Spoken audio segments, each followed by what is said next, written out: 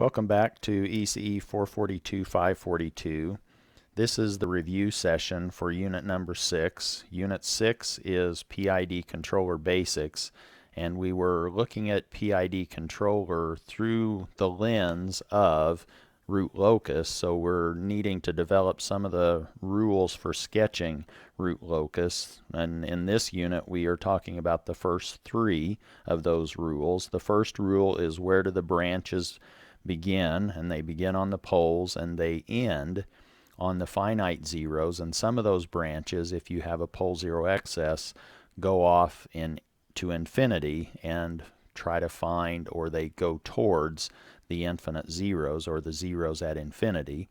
Rule number 2 concerns which segments on the real line belong to the root locus, and that then for non-negative values of k for those root locus diagrams actually corresponds to looking to see how many poles and zeros you have to the right of each segment, and if there's an odd number, then that segment of the real line belongs to the root locus, and it's all from the phase condition.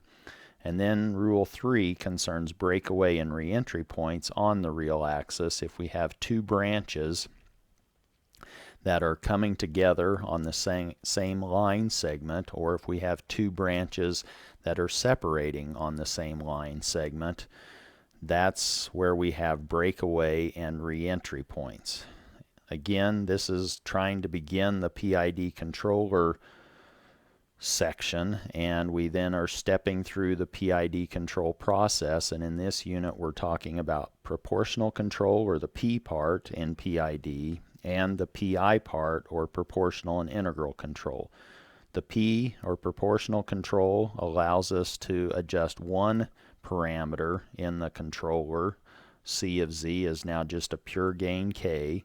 In a PI controller, we have 2 adjustable parameters. We have the gain parameter K, and we have the zero location that we're calling alpha.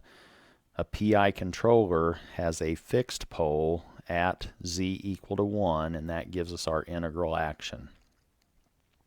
If you're looking for practice exams, you might look at,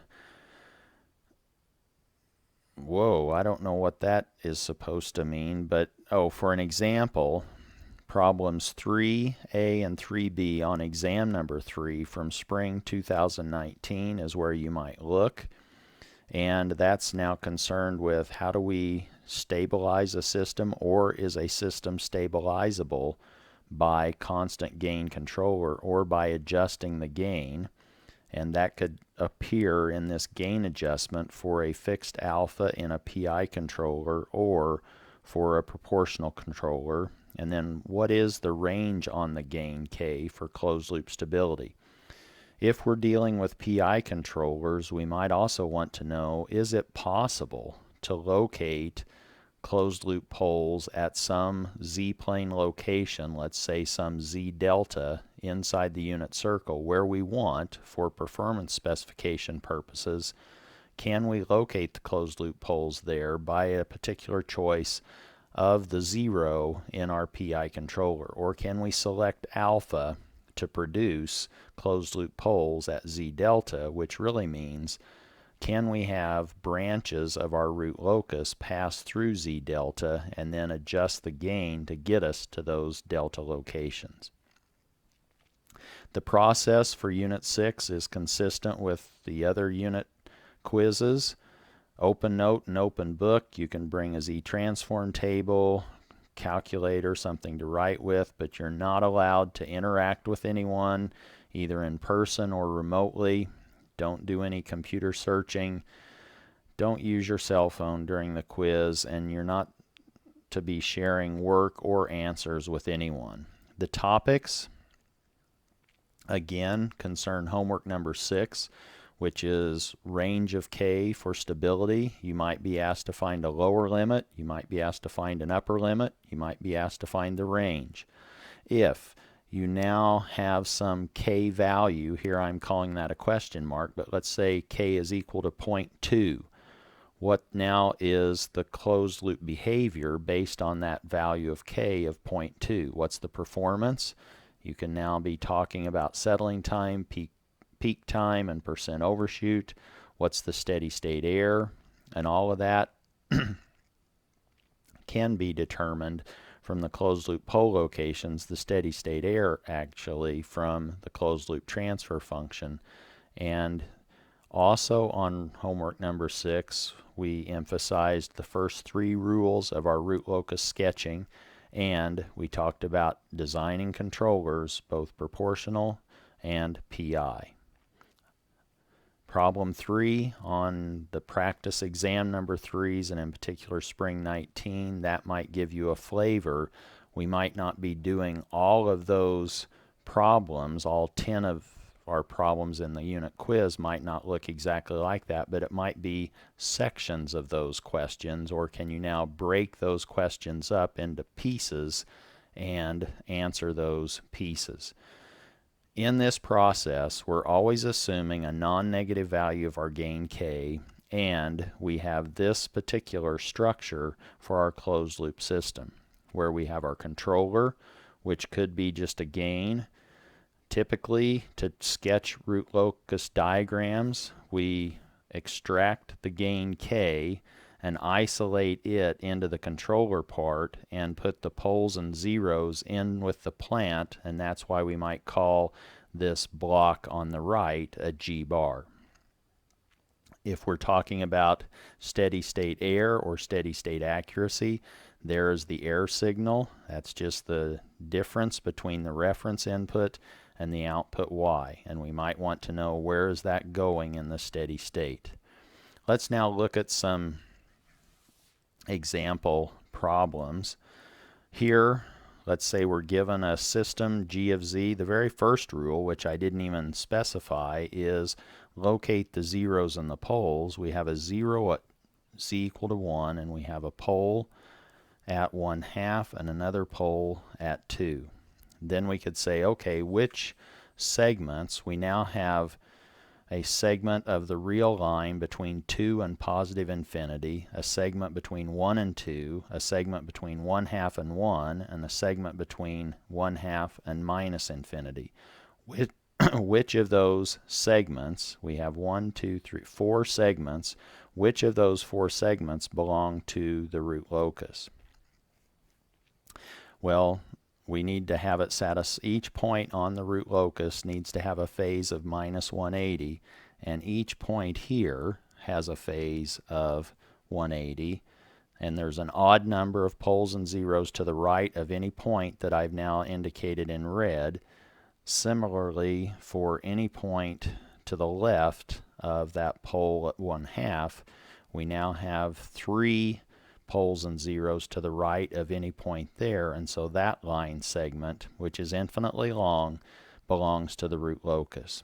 So here, in rule number 2, we've now identified that our root locus segments are between 1 and 2, and anything less than 1/2.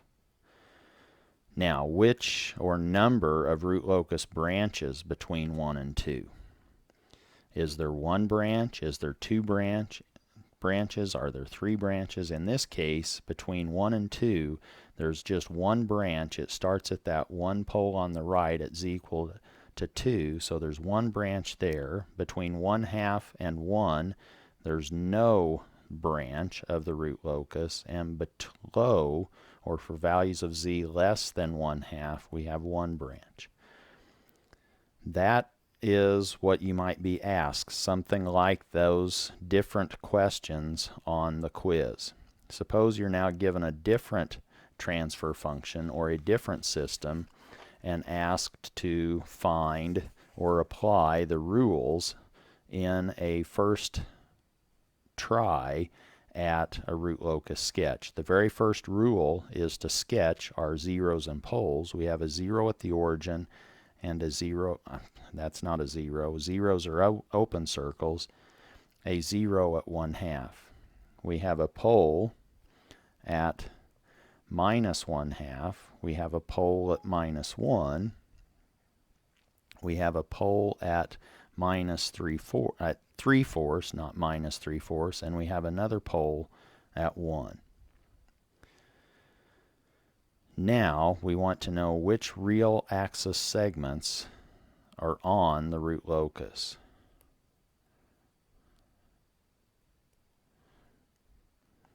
We now have this segment, we have this segment, and we have that segment.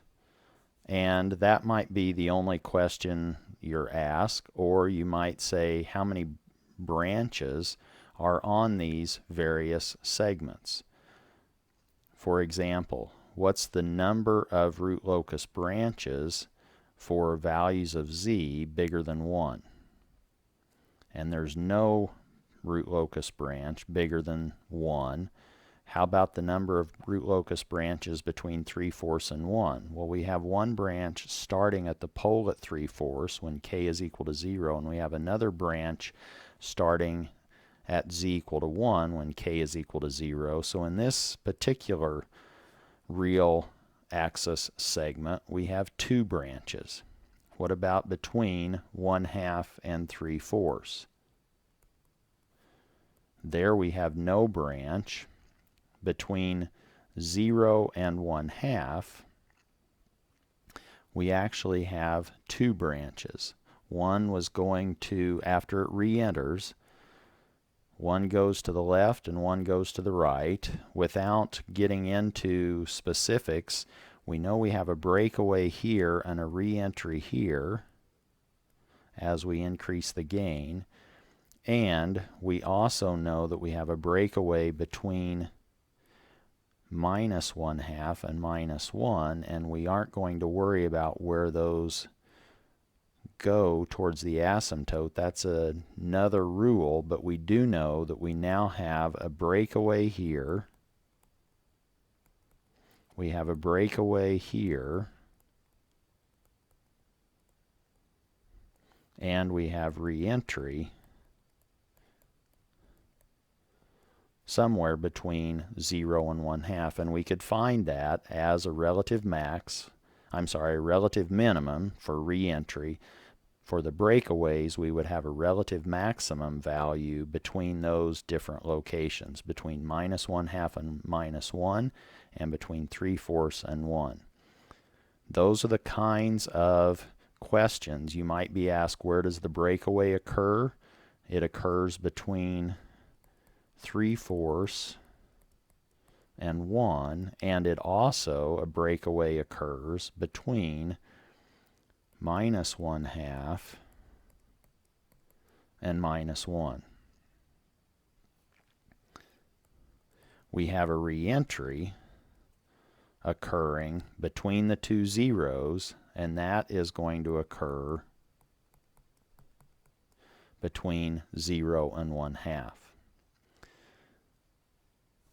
What about a third example? Now we actually have our story. We have 2 poles to the right of a 0, and in fact, this particular configuration gives rise to circles for our root locus, and the radius of that circle is determined by the distances from this center, which is the 0, to each of the respective poles. The radius then of our circle, the circle is centered at the 0, is now the geometric mean of L1 and L2. In this particular case, if the 0 is at 1/2 and we have poles at 1 and 2, we now know that L1 is equal to 1/2 and L2 is equal to 3/2 or 1.5. So that now the radius is the square root of those two, or the square root of the product of those, and that ends up being 0.87.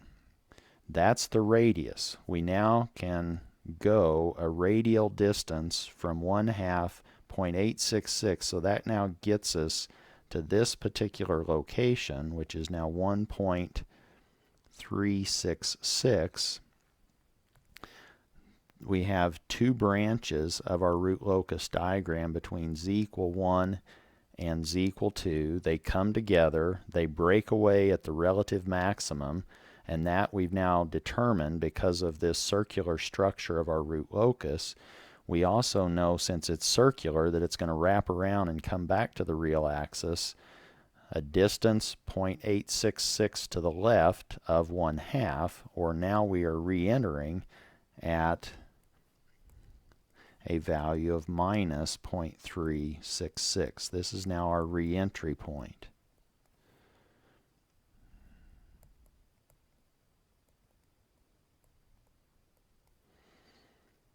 If I could now sketch that,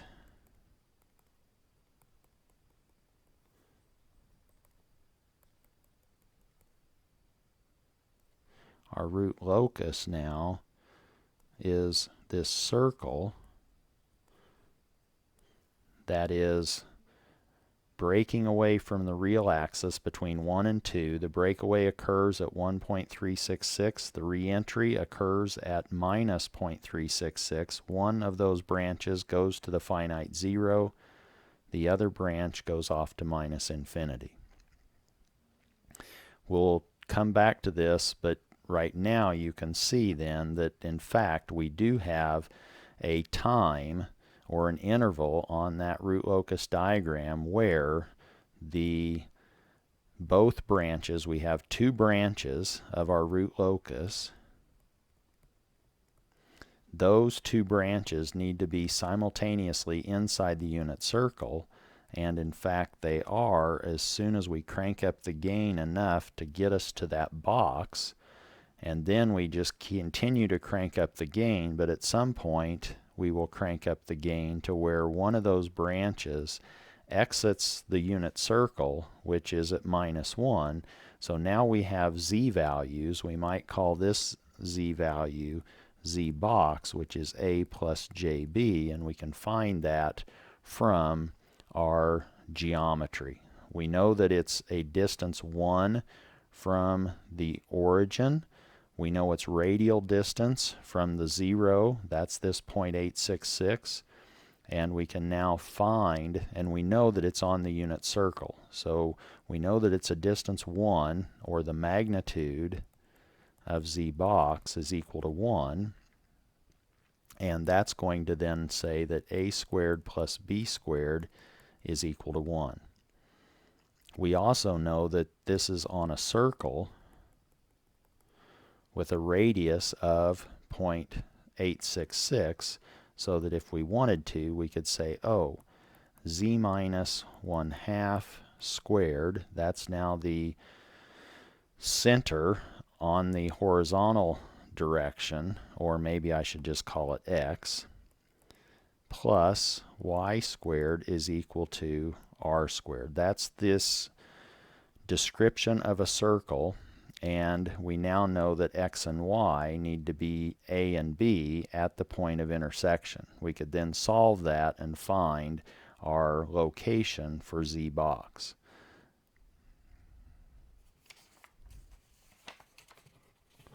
We'll come back to that when we go through stability. Let's keep going with some more examples of sketching these root locus diagrams using rules 1 through 3. Suppose we get another system, g of z, has one finite 0. That 0 is at 0.1.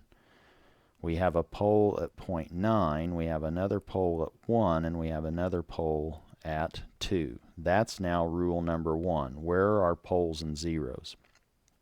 Which real axis segments belong to the root locus? That's rule number 2, and we now know that we have two branches between 1 and 2, and we have another branch from that pole to the finite 0.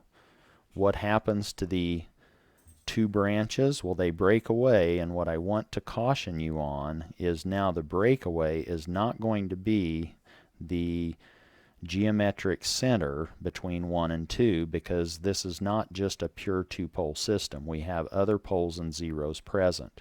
So now we do have to find the relative max. We do know, however, that the breakaway is going to occur between 1 and 2. So we know that. But the breakaway is not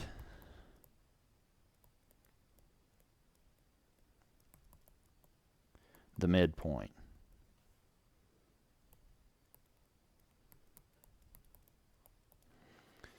We can actually find the breakaway by saying, oh, we have kg, the magnitude of kg is equal to 1. That now says that we can solve for k in terms of g, so we now have z minus 0.9 times z minus 1. These are all the lengths from those pole locations to the point in question, which in this case, if we're trying to find the breakaway, we're evaluating this k expression between 1 and 2, and we're looking for a relative maximum to occur between 1 and 2, and where that relative maximum occurs is where the breakaway occurs. That now is going to be divided by this length from the 0. You could actually plug that expression, that functional form for k, into your calculator and plot it, and now you can see or find the maximum, and it's not at 1.5, which would have been the midpoint, it's actually at 1.59. So now we know that the breakaway in this case is going to be a little to the right of the midpoint. It's now at 1.599. Subsequent rules, rule number 4, will tell us how these branches are going off to infinity because we have a pole zero excess of 2, and we know eventually that those branches are going to be heading up and down at an angle of plus and minus 90 degrees. They break away a little to the right of the midpoint, and then they start approaching. But what's critical for this quiz is the fact that you found the breakaway point, which is at 1.59.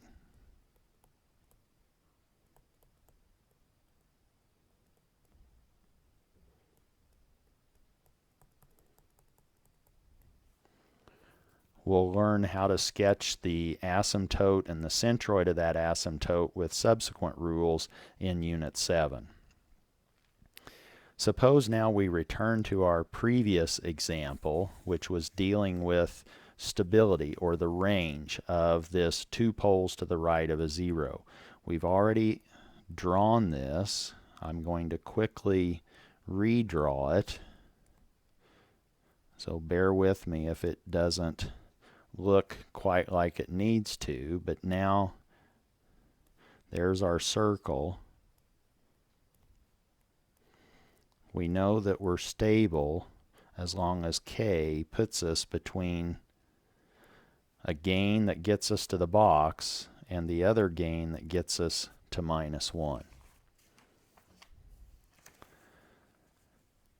In this case, we could now again do what we've done before. We can say, okay, the magnitude condition gives us our gain expression. This now says that the magnitude of kg, that product, needs to be 1. We solve that for k, and we now have z minus 1, z minus 2 over z minus 1/2. We can now evaluate that at the far end of the stability argument. We could say, okay, what's k? What's the gain at z equal to -1? That's now going to be this functional form for k evaluated at z equal to -1. We now have 2 times 3 over 3/2. Or we now know that our gain at this point is equal to 4. We've cranked up our gain to get us to that point, and now this particular branch maybe is getting to that location. It will be approaching eventually as we crank up k all the way to infinity. It will go to that finite 0. We could also find that box many different ways. We could even use the characteristic equation. We know that 1 plus k g of z is equal to 0. That will, with the numerator of that expression, end up giving rise to z minus 1 times z minus 2 plus k times z minus 1/2 is equal to 0. That will now give us a quadratic expression in k. That's now z squared minus 3 minus kz plus 2 minus 1/2 k, and that's equal to 0. But we know that that quadratic equation, because it's on the unit circle, that particular coefficient is equal to 1.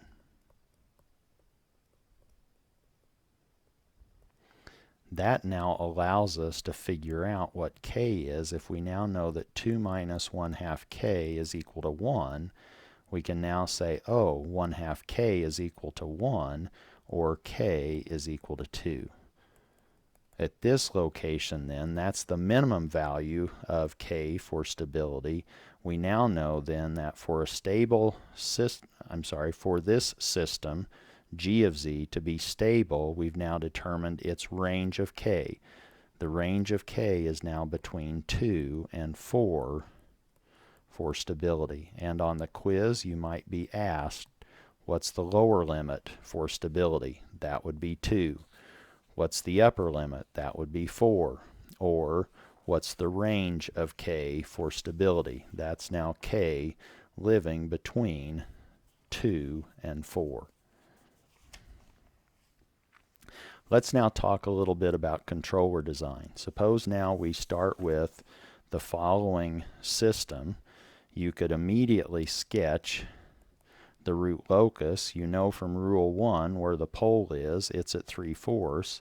You know which segment of the real axis belongs to the root locus, and that's now our root locus diagram for an adjustable gain parameter k.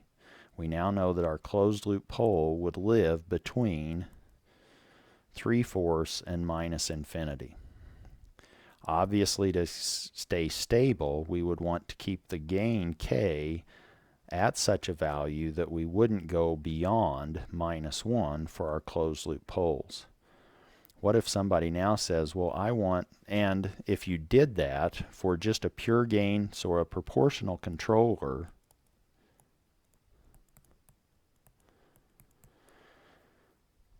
you could now have a closed loop pole, let's say at 1/2, by the appropriate choice of gain k. But with that particular closed loop pole, you will have a finite steady state error.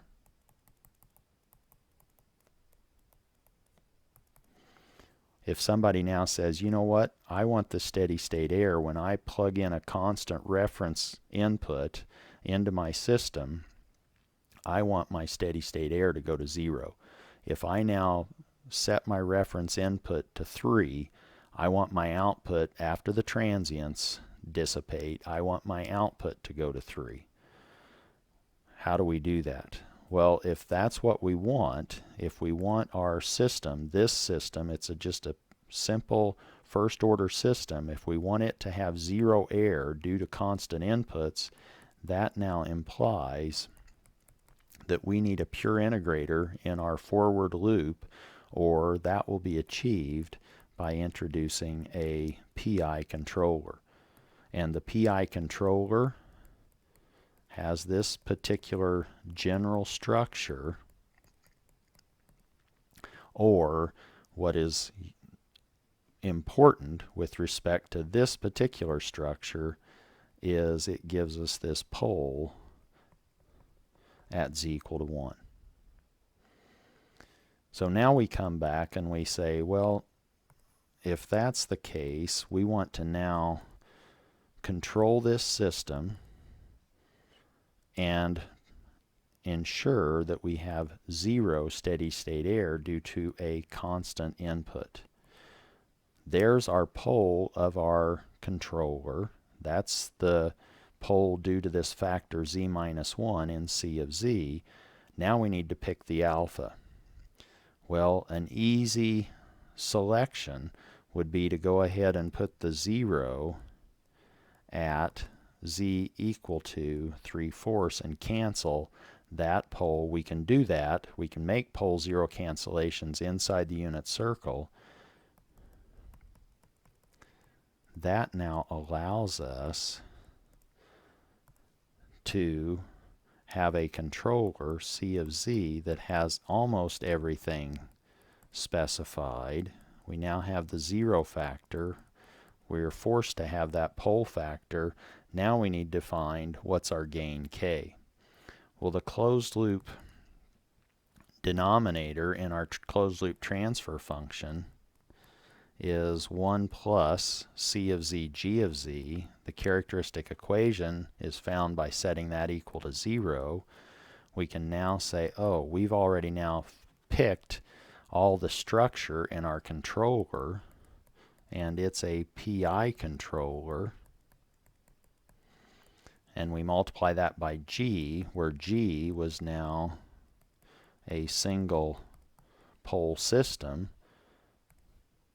The stable pole 0 cancellation is valid. Now we look at the numerator. Well, let's just keep going. Let's just say now that we have z minus 1 over z minus 1. That's 1 plus k over z minus 1, and we want that to equal 0. Well, we can make that equal 0, putting everything over a common denominator of z minus 1. Looking at the numerator, we now want z minus 1 plus k to equal 0. That now, for whatever value of k we select, will produce our closed loop poles. Suppose we let k equal 1/2. If that's the case, now z is equal to 1 minus k, or z is now equal to 1/2. We now have a closed loop pole in this PI controller or PI controlled system. We've now adjusted the gain to be at z delta is equal to 1/2. In this diagram now, our root locus can take on any value from 1 to minus infinity. We have now adjusted the gain to put us at that location of 1/2, and the gain to get us there in this particular case, because of the clean structure of this controller plant combination, is in fact when k is equal to 1/2. We can now ask, okay, our closed loop pole is at 1/2, what's the performance? This is now what we've talked about earlier with respect to performance specifications. What's our peak time? We now have a real pole at 1/2. What's our percent overshoot? Well, those two performance specifications actually require closed loop poles with an imaginary component. They need complex poles. These two performance specs don't even exist for a real closed loop pole value. So there's no need to worry about those. What we can do, though, is we can talk about the settling time. We now know that our mode has a real value of 1/2. That raised to so many samples, we want that to eventually be less than 0.01. So when does that occur? That's now our number of sample periods for a 1% settling time. We can take the log base 10 of both sides and then solve for n sub s. You've done this before. This is in previous units. This ends up being 6.6. So now we have a settling time of 7 periods.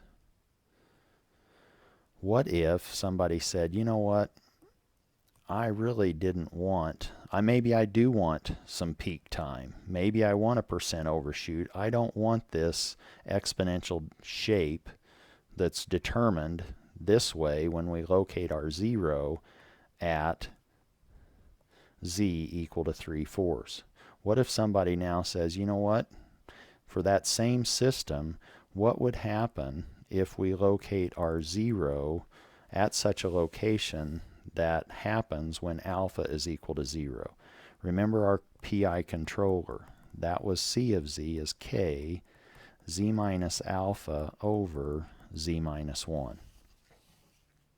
And now we're saying with alpha equal to 0, this is now kz over z minus 1. What happens in this scenario?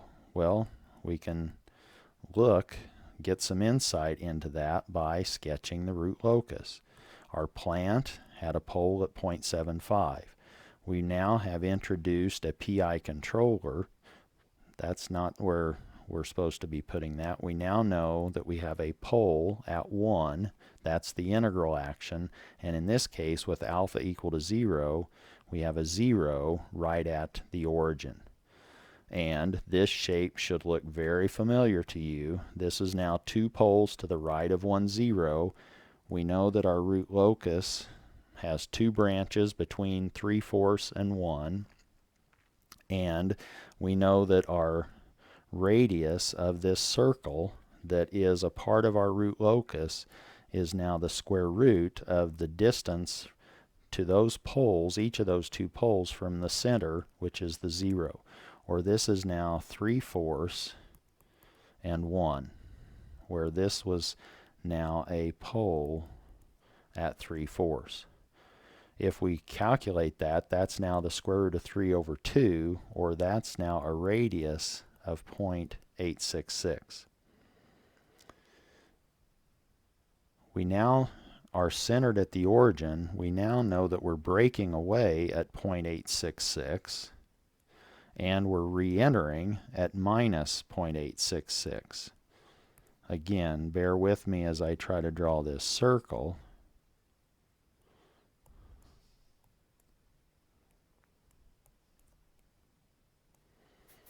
And what do we know? We also know that this has a radius. That's supposed to be a circle, so this radius is 0.866. And that's now inside this unit circle. And somebody might say, you know what, I want to know, or I want you to locate closed loop poles at, let's say, A equal to 0.7, and we know we're inside the unit circle. Here is our unit circle.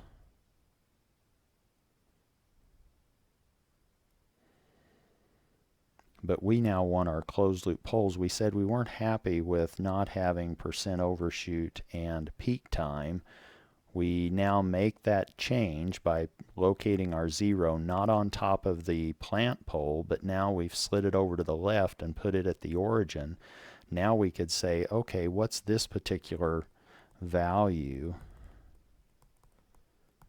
for A plus JB? We know its distance from the origin, that's the radius, and we've now said, you know what, let's make the real part 0.7. You now know that a squared plus b squared is equal to r squared. You can now solve for the b, and that ends up being almost 0.5. So let's now say that, well, it will be z block is now 0.7 plus j 0.51. And once you have that, you could determine the performance of a 2-pole system with that particular z block location.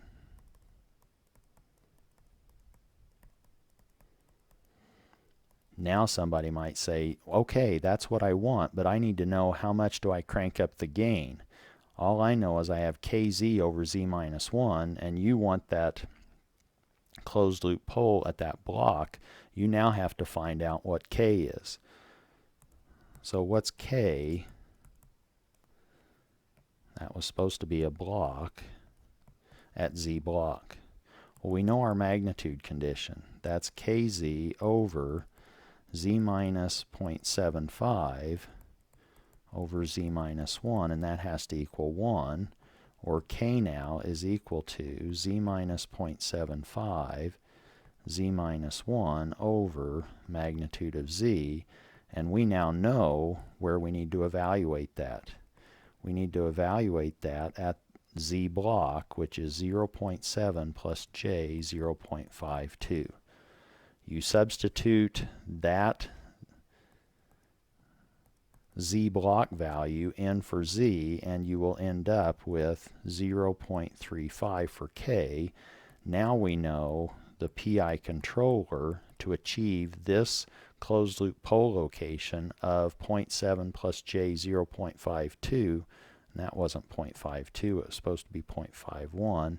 I think I actually calculated that to be 0.5099, so that's how I evaluated 0.35. Our PI controller is now a 0 at the origin.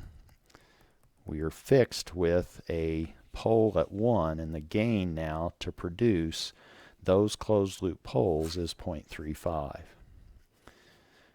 This is kind of fun. So let's just keep going. You can continue and continue with these controller designs. Suppose now somebody says g of z is now 4 over z minus 1/4 z minus 3/4. Now you can start to see what's going to happen. You have two poles,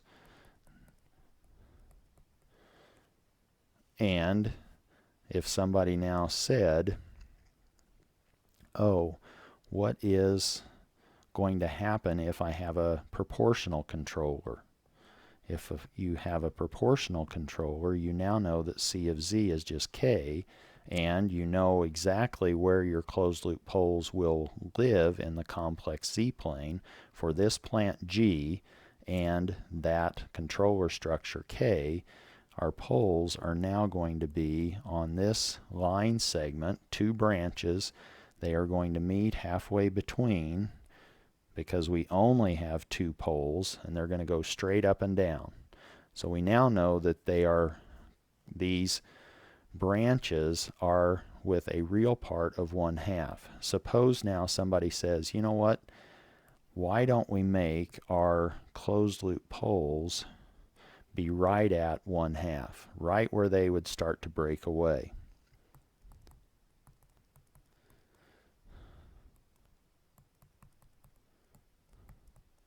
Can we now find k? Well, of course we can. We know our g, we know our structure for our controller, and we now know that the c of z, g of z has to have a magnitude of 1. That's k times 4, z minus 1/4, z minus 3/4. That magnitude is equal to 1. We solve that for k.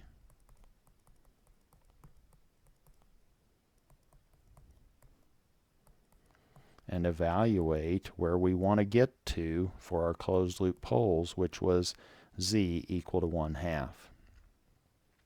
Or k to get us to that triangle location is now going to be 1/2 minus 1/4 magnitude, 1/2 minus 3/4 magnitude all over 4, and that ends up being 1 over 64, or a value of 0.0156.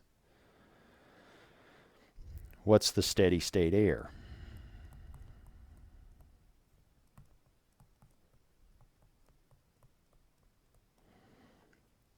For this controller, we don't have a pole at z equal to 1, so we will have a finite steady state error. And you could calculate that. You could find t sub c of z, the closed loop transfer function, for that constant controller, find out what the DC gain is, find out what the output input is and compare that with the reference input R. And these are now the steady state. R is a constant. Another question that you could ask is, what's the stability range of gain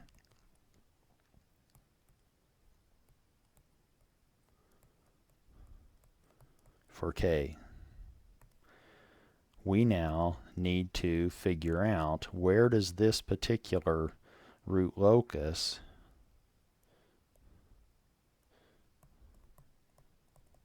go through the unit circle? Well, we now know where this is in terms of its horizontal location. We know that Z box has a real part of 0.5. We can solve for y because we know a squared plus b squared is equal to c squared, and c squared, the hypotenuse, in this case is 1. So now we know what b is. We can find our stability range for K, because at box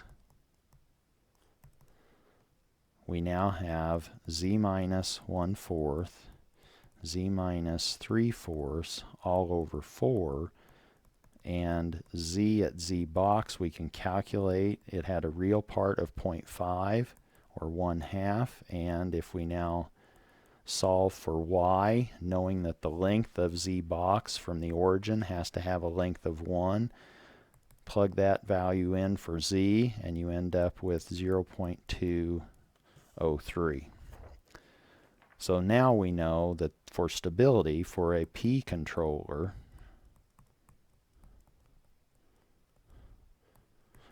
K can live between 0, because both of these poles started inside the unit circle. At K equal to 0, we have poles at 1/4 and 3/4. We now can say that as long as K is between 0 and K box, which we just calculated to be 0.203, we have a stable closed loop system.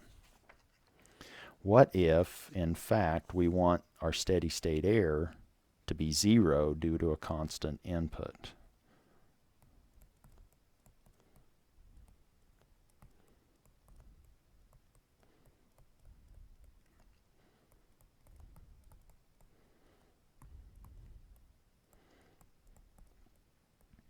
Somebody now injects with a reference input, maybe 4.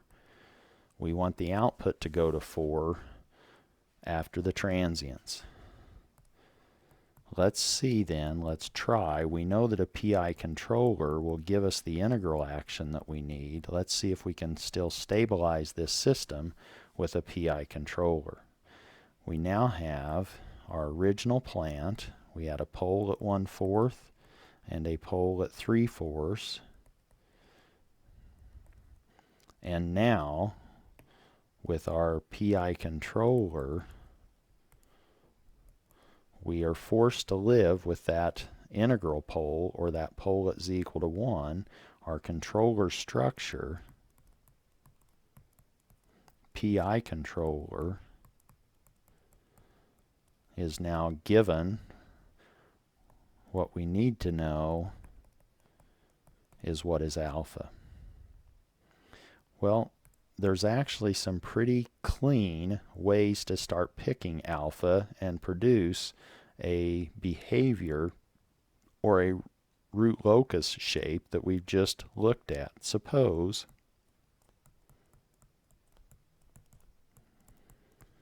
alpha is equal to 0.75. If that's the case,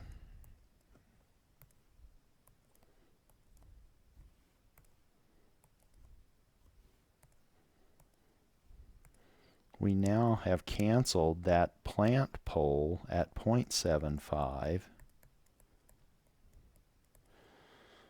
We now are able to sketch. We essentially can put on our filtering glasses and not look at that pole zero cancellation. That's like that's not there. And we now know that halfway between 0.25 and 1, we have our breakaway. and go straight up and straight down. And the breakaway is going to be halfway between 0.25 and 1. Well, that's a distance of 3/4. Half of that is now found by dividing 3/4 by 2, or the breakaway is now 3/8 of the way from the pole at 0.25 and the pole at 1. Or we now have a breakaway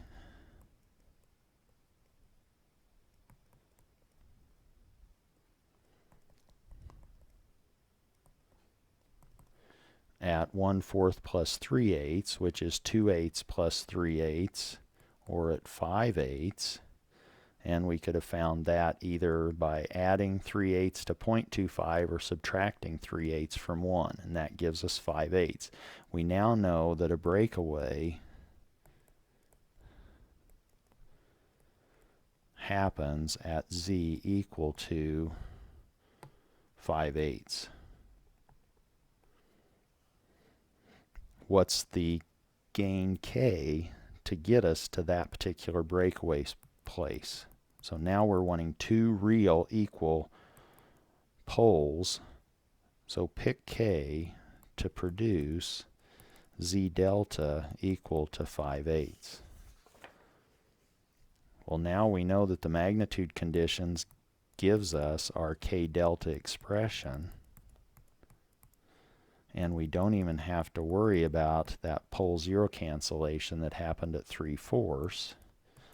We evaluate this at the real axis location that we want, and that's this 0.625, and we now have found what k delta is. What's the upper limit on k for stability? I could ask that.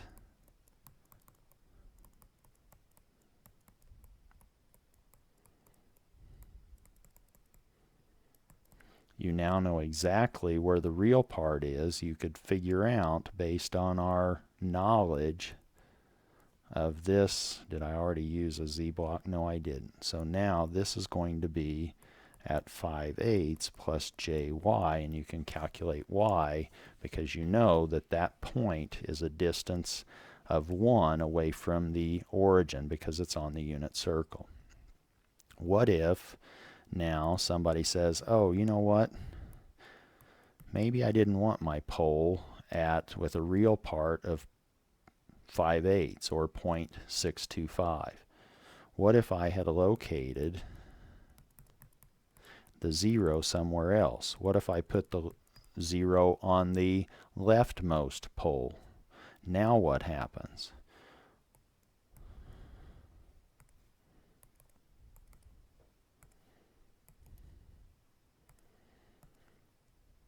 We now are canceling that pole. Our root locus structurally looks the same as what we've been seeing, except now this breakaway is halfway between 3/4 and 1. This breakaway now is occurring at 1/8 away, or 1/8 inside of 1. This is now 7/8. We are now closer to the unit circle with our real value for our pole. That may or may not be what we want. What if somebody says, you know what, I'm not happy with z being at 0.875, and I'm not happy with the real part being at 0.625. I actually want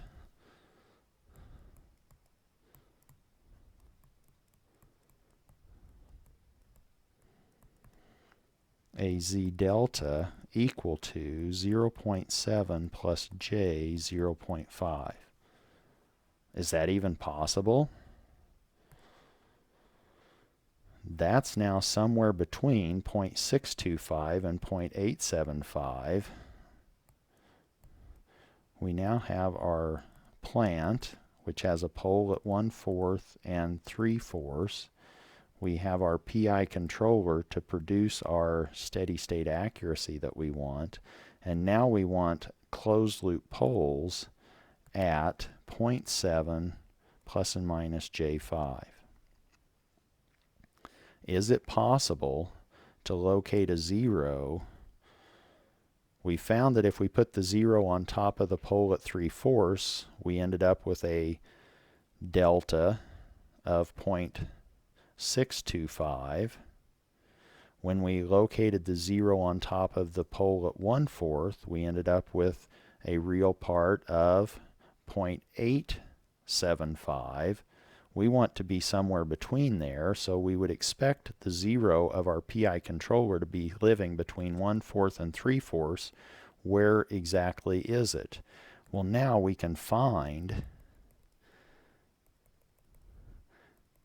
where to locate that 0 by using our phase angle condition. We know this angle because we know that pole. That pole's at 1, and we know where Z delta is. It's at 0.7 plus J 0.5. We know this angle. Let's call that theta P2. We know this angle. That's theta P sub 3. What we don't know, which is what we're trying to find, solve for, is that angle theta sub Z. But we know how to get all of these angles. Theta P1, that's now 180 degrees minus the acute angle, or the angle that has an inverse tangent, a vertical distance of 0.5, and it's now 0.3 in from 1, or 1 minus 0.7. And doing that, we end up with 120.96 degrees. Theta P2 is 180 degrees minus the inverse tangent. Again, theta P2 is just a little to the right of this real part of 0.7, so theta P2 is a bigger angle than 90 degrees. Again, it's still at a vertical distance of 0.5, but now it is not too far in the real direction. It's 0.75 minus 0.7. This ends up being 95.71 degrees. Theta P sub 3 is in fact an acute angle. That's now the inverse tangent of 0.5 over 0.7 minus 0.25, and that ends up being 48.01 degrees. We're trying to find theta sub Z, but our phase angle condition says that if a point is going to live on the root locus, all of these angles need to sum to minus 180. We have all of our 0 angles. We just have one of those. That's theta sub Z. We have all of our pole angles. We have 3 of those. We have the sum of the zeros minus the sum of the poles angles equaling minus 180. We plug all of that in. We know all the pole angles. We end up with 84.68 degrees. And so in fact we are to the left of this real line at 0.7 going up to 0.7 plus J 0.5. Pictorially then, here is our location of Z delta. We now are below that is our real line, but we now know our 0 is somewhere to the left, somewhere in the sense that theta sub Z is 84.68. From trigonometry, we know the vertical distance. We now can find this adjacent or horizontal distance, x. We know that the tangent of 84.68 degrees is in fact the vertical distance 0.5 over x. We can solve that for x.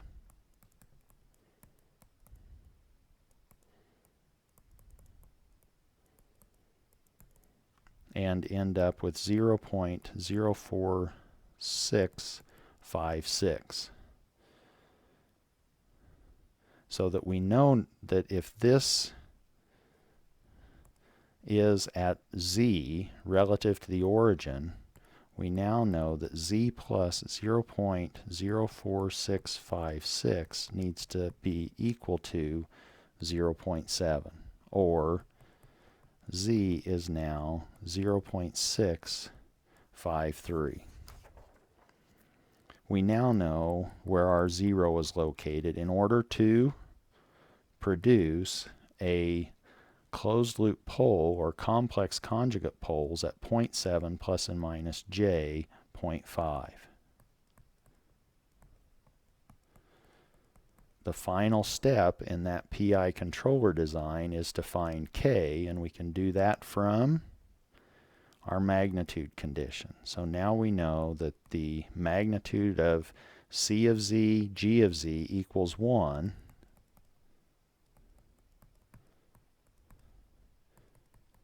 We have our 3 poles, 2 from the plant, 1 from our integrator and the PI controller. We have a 0 factor. And did our original system, now I may have, our original system had a gain of 4. Did it? Or not? I think it did. So now we need to keep that 4 downstairs here. And hopefully now if you evaluate that at 0.7 plus j 0.5, you will end up with the appropriate gain value to get you to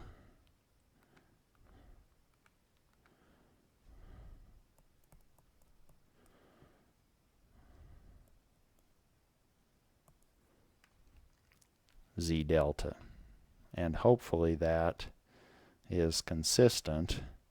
We had a breakaway gain value. Did we calculate that? No, maybe we didn't. So we didn't calculate that, but hopefully if I've done the analysis properly, and this might be a good opportunity for you to check, see if that's done, but if you plug in that value for z, which is where you want your closed loop poles to be, you can now find the gain in this PI controller.